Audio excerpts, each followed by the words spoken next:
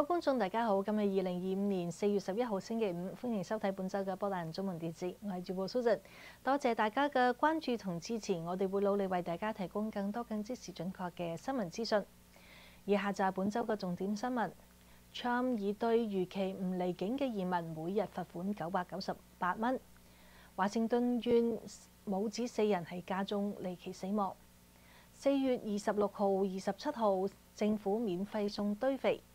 俄勒岡州第2項控槍法案通過審議。全民免費幼兒園增設1600個名額。州眾議院通過法案，允許房東24小時內驅逐罷屋者。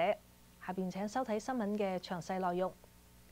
Trump 政府計劃對所有收到最終遞解令但未能按時離境嘅移民每日處於998蚊嘅罰款，並對拒付罰款者進行財產查封。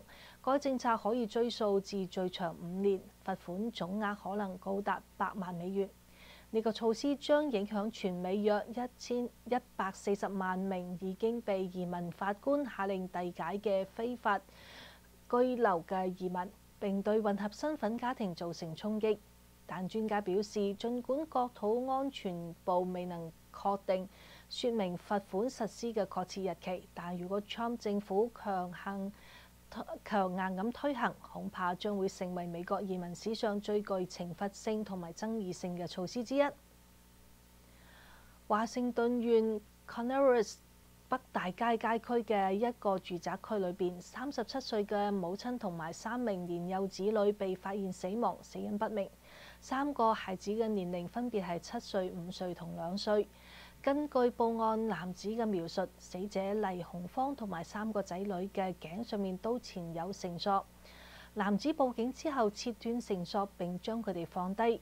警方目前尚未公布具體嘅死因。暴力犯罪組正在調查此案。街區對呢項悲劇深感不安。鄰居們形容呢個家庭生活低調，3個仔女活潑可愛，但係因為父母言語障礙，同人互動唔多。但係就呢件事嘅事發之前，一家人仲維持住細路仔每日放學返學嘅節奏，睇嚟一切如常。目前此案件仍然在調查當中，警方呼籲外界耐心等候進一步嘅結果。為慶祝世界地球日，波特蘭市交通局將於4月26號同27號，即係星期六同埋星期日，早上7點到下晝4點，舉辦為期2日嘅免費堆肥日活動。地點位於市交通局嘅 Sanderland Maintenance Yard， 地址為9325 North East Sanderland Road。喺活動開放期間，民眾可以免費領取由落葉腐化產生嘅堆肥。市政府表示，由於今年嘅堆肥量充足，因此開放2日免費發放，並預計唔會提前發完。不過，堆肥嘅數量有限，送完即止。前嚟領取嘅民眾如果駕駛開放式嘅車輛，交通局可以代為裝載堆肥。如果自己帶袋同埋鏟，亦可以自行填裝。踩單車就可以優先領取，直接去到最前方嘅隊伍。有關更多嘅資訊，可以致電503-823-3500查詢，又或者訪問市政府嘅網頁。喺活動期間，為咗避免車流擁擠，交通局呼籲民眾遵守交通管制同埋指揮人員嘅指示，注意行車安全。州立法機構嘅第2項重大槍支管制法案於4月9號通過委員會審議，將交由參議院全體表決。該法案嘅主要內容包括設立24小時嘅等候時期，限制購買者購買槍支需要等3日先能夠領取，而將合法擁有槍支嘅年齡從18歲提高至21歲，部分狩獵步槍同埋獵槍除外。第3，禁止使用將半自動槍轉為全自動步槍嘅切換裝置。第4，允許地方政府投票決定是否禁止包括隱藏槍支持有者在內嘅民眾喺特定公共建築及其周邊地區攜帶槍支。此法案同另一項槍支管制法案一齊，將進一步加強州內嘅槍支管理。文朗維縣全民免費幼兒園計劃再傳喜訊，2025到2026學年將新增1600個名額，招生總額達3800人。申請條件如下：一、申請人之子女必須喺2025年9月1號當日已滿3歲或者4歲；二、父母或者法定監護人居住喺文朗維縣。目前申請已經全面開放，截止日期為4月30號，並將於2025年9月開學。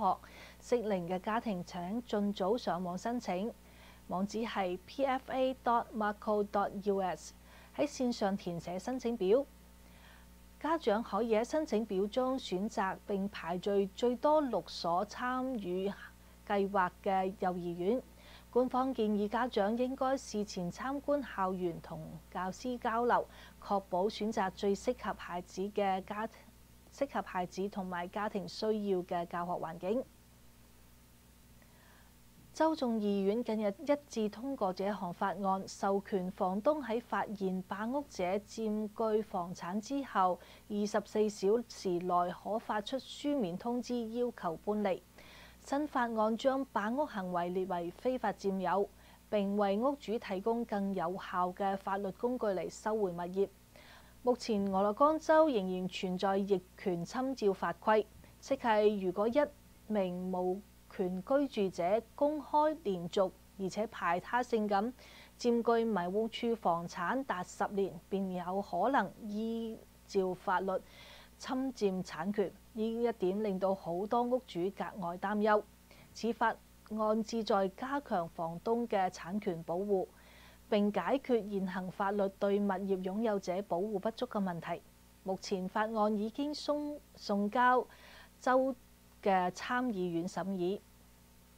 以上就係本週嘅重點新聞，佢哋嘅詳細內容可以喺波特蘭新聞嘅網站、Facebook、微信公眾號，又或者手機應用程式上面睇到，亦可以請到我哋波特蘭中文電視嘅 YouTube 頻道上面收睇都得。